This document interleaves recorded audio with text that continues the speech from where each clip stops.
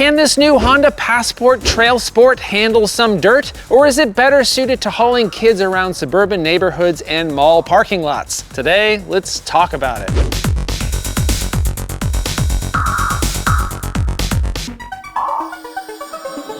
So the Honda Passport is a mid-size two-row SUV, and this third gen has been around since 2019, so it's not exactly a new design, but in general, it's a very versatile, spacious, and comfortable SUV. It's basically the middle child in terms of size. It slots between the smaller CR-V and the longer Pilot. There's 3 trim levels, the EXL, the Black Edition, and this Trailsport. All 3 are all-wheel drive. And you know this is the Trailsport because it has these fancy Trailsport badges. And thankfully, there's more than just badging here. The previous Trailsport was nothing more than an appearance package and wasn't really any better on dirt than a stock Passport. But now it looks like Honda is aiming to change that, at least very subtly. But for 2024, this Trailsport edition has undergone some revisions aimed at improving off-road capability. This new Trailsport gives you, quote, off-road tuned suspension. Spring rates are reduced by 15% in the front and 10% in the rear, and the rear roll bar is now solid instead of hollow. Exciting stuff. Oh, and look at these cute mufflers. They're so tiny.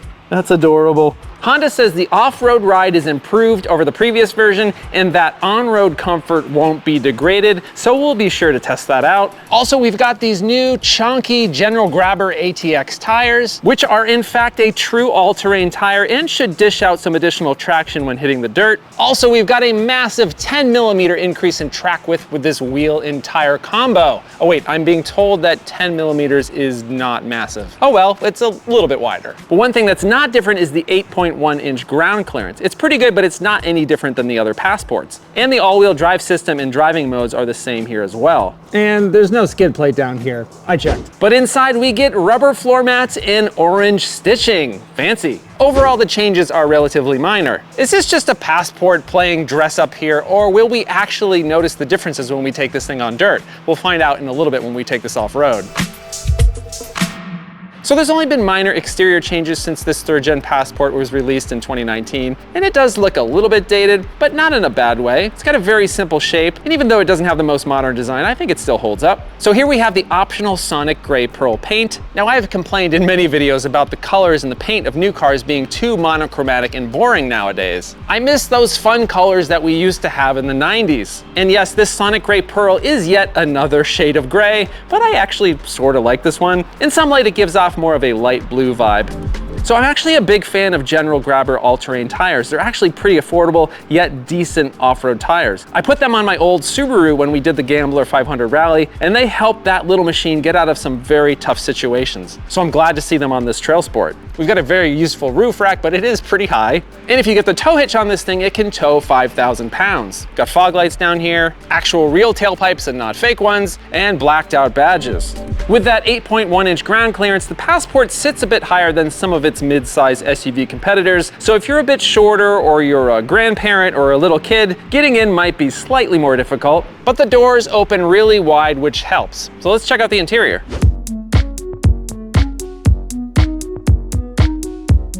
So on the inside, you're greeted with a clean appearance here with a minimum of gloss black plastic, which I appreciate. The materials look decent, and there's a fair amount of soft touch materials here, but upon closer inspection, it does look a bit dated. But being a Honda, the ergonomics are really good. Everything's where you expect it to be. But unlike many brand new modern designs, there's actually some physical controls here for items that you use on a regular basis, like the HVAC controls. Yeah, it's not the latest tech, but it's very easy to use without taking your eyes off the road for too long. So yeah, this seat is very comfortable. I'm 6'3". I got lots of headroom, lots of legroom, and a lot of space side to side. My knees don't bump up against the center console, which I appreciate. The materials are nice. It's got that fancy orange stitching for this Trailsport edition, and there are power seats on both the driver and passenger side. These seats are heated, but they're not ventilated.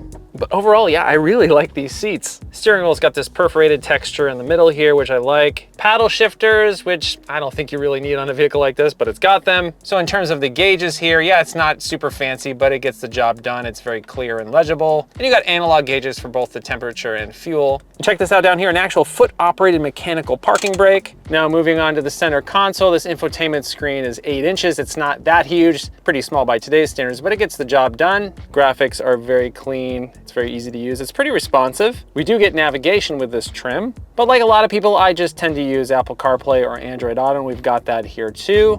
It's not wireless, so it only works while plugged in. Now, I've heard a few people complain that this infotainment screen is angled up a little bit. I haven't really found a problem here. I actually kind of like the positioning of it. All right, moving down to the HVAC controls, like I mentioned, all physical controls here. Very easy to use. Yeah, it looks dated, but it totally works. No problems here. 3-zone system with controls for the rear. And moving down to this very, very wide center console, you have a phone charging pad right here, space for items up here, nice little cubby in the front. It's not my favorite controls for the transmission, but it works. You get used to it. Decent sized cup holder for your drinks or for your kids' toys. A massive armrest for the center console here, and you have a fair amount of space down here as well for your kids' toys. Oh, who am I kidding? These are mine.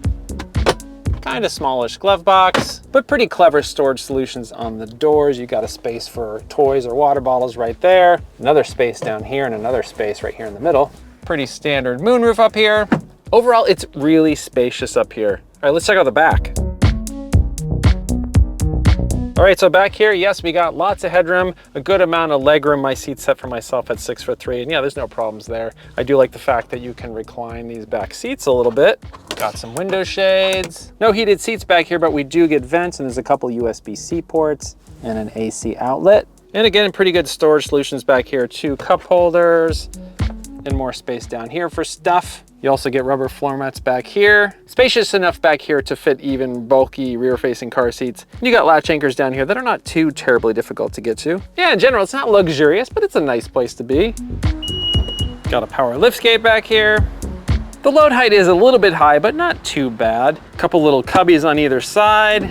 So we've got 41.2 cubic feet of space behind those rear seats. Down here, we've got even more space. And when you lift this up, you will find that we have an actual spare tire, which is becoming more rare on vehicles nowadays. And because those rear seats are so far away, I can't barely even reach them, we have a nice convenient button right here to fold them. 77.7 cubic feet with those seats folded down. But you do have to come back over here and lift them up manually when you want to put them back up. All right, so let's talk about safety features. Now, in my opinion, the #1 thing you should be considering when purchasing a vehicle in terms of safety is how good is the outward visibility, because with new cars, it seems to be getting worse. And when it comes to this Passport, visibility out the sides is really good. Visibility out the front is actually really good too. You are a bit high, so it is a little bit difficult to find where that leading edge of that vehicle is when you're in tight spaces and parking spots and that kind of thing. And surprisingly, visibility out the back is really good. So this Trailsport does give you a good suite of driver aids and safety tech that's standard. Collision mitigation, blind spot warning with cross traffic monitor, adaptive cruise, lane keep assist, parking sensors, but certainly not as many safety features as I've seen on some other new cars. There's no mention of pedestrian or bicyclist detection anywhere here, which should probably be standard on every new car sold. All right, let's drive this thing.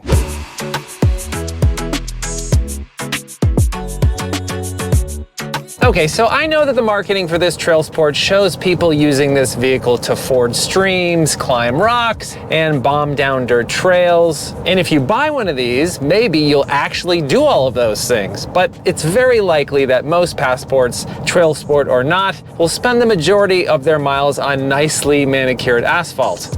So let's start our driving test on the pavement, and we'll be sure to hit some dirt in a little bit.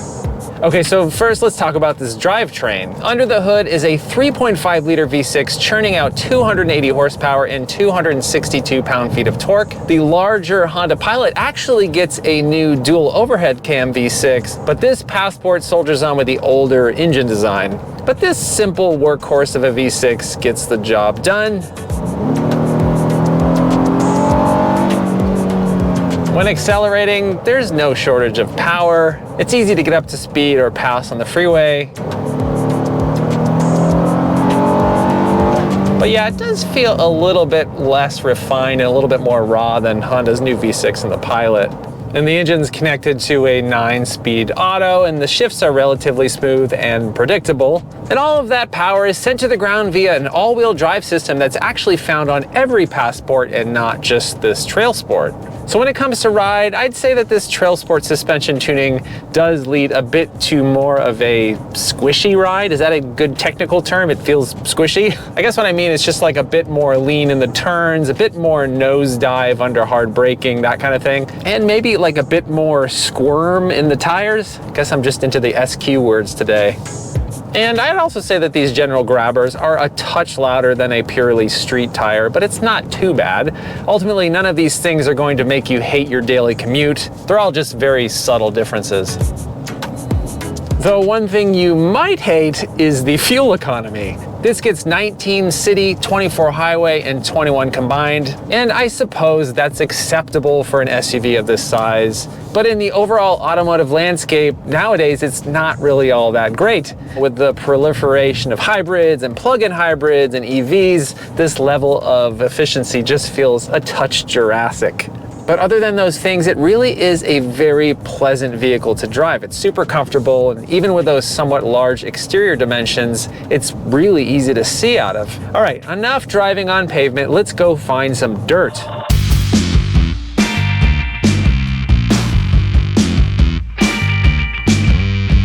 Okay, so we've arrived at Roher Flats just outside of Los Angeles to hit some dirt with this Trailsport. Now, I'm not planning on tackling anything all that challenging. This is not a Jeep Wrangler or a Ford Bronco, if you haven't already noticed. But I'll drive on some roads that you might likely encounter at a national park or on your way to a campsite. Also, once again, important to keep in mind that the Trailsport is not equipped with a skid plate. In an effort to ensure that Honda doesn't get mad at me, I won't be attempting any rock crawling. Okay, let's go.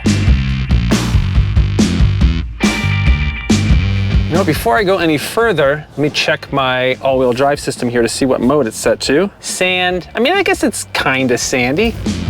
All right, so when it comes to that all-wheel drive system, this Trailsport gets the same system as the other two Passports that are available for sale. It is not any different, but that's not to say that it's not suited for this. I think it's very well suited for this kind of thing. And as we just saw, we've got the same mud, sand, and snow modes. Let's go up this hill right here because why not?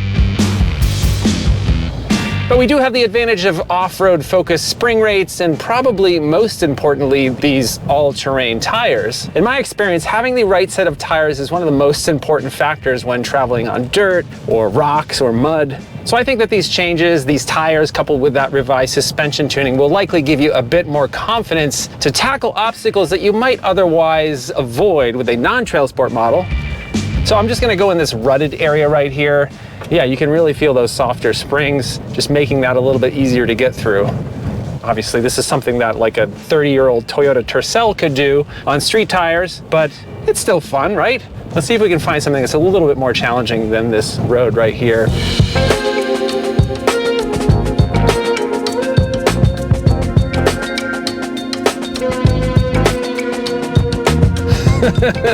This is just hilarious. I love this. I think up here there's an open area where it gets a little bit more difficult. Let's try that out. Now, I don't want to do anything crazy. I am out here by myself. I didn't bring a shovel. I didn't bring any air compressor. I didn't bring any tools. I did bring a whole bunch of water, some sunblock, and a GPS device just in case for some reason I get stranded. But I'm not really very well prepared. Okay, so that looks kind of challenging. Now, I don't remember what the approach and departure angles are on this Trailsport. Future Ethan can put them right down below, but this looks pretty challenging. I'm gonna take this very slow, see if I can make it.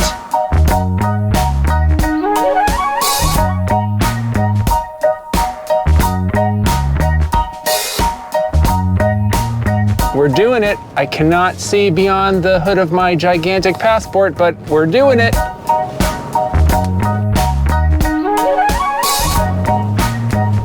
All right, that wasn't too terribly difficult.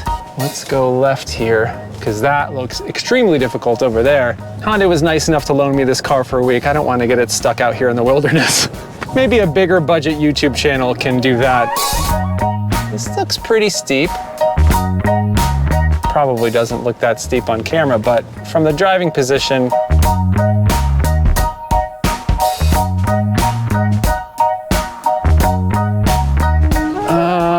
where do we go now? I'm not very familiar with these trails. I feel good that we actually attempted at least one difficult thing here in this Trailsport. So I'm a big fan of making my driving experiences as enjoyable as possible, and I actively go out of my way to avoid driving in the city or congested suburbs or any place where driving is a chore. So when I do drive, I'd much rather spend my time doing something enjoyable, like what I'm doing right now. There's nobody else around, there's no traffic, I got a vehicle that is pretty reasonably well suited to what I'm trying to do. But when we're talking about a somewhat mainstream SUV hitting dirt trails like this, I think that's where the marketing of this Trailsport really comes in. Vehicles like this are marketed with images of people speeding down dirt trails, camping in the wilderness. 98% of the time, these Trailsports will remain on pavement. But you know what? A vehicle like this Trailsport could actually convince us to change our driving habits and spend more time doing things with vehicles that are actually fun, and try to find ways to spend less time in vehicles where driving is tedious and boring. So maybe if you have a Trailsport sitting in your garage, you'll be more likely to leave those congested suburban roads behind and take your family camping, or bring your kayaks to the lake, or even just find a dirt road for fun every once in a while.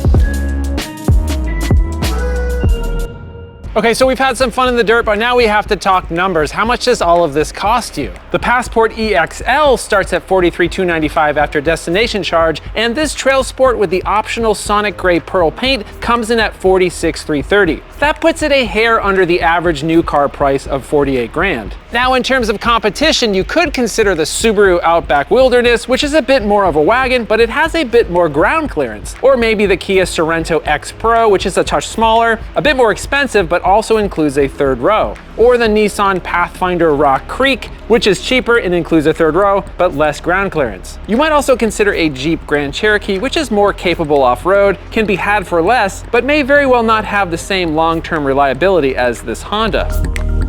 So what do you think of this slightly refreshed Passport Trailsport? Would you actually take one off-road? Let me know in the comments below. Yeah, it doesn't have the most modern styling, and the fuel economy is pretty low by my standards, but if you did finally decide to go camping with the family, you'll be glad you have this extra bit of dirt road capability. If you like this video and you want to see more like it, please consider subscribing and hitting that bell icon. And if you want to help support the channel, please buy a Hello Road t-shirt at helloroad.tv/shop. Thanks so much for watching. I hope you're well, and I'll see you soon.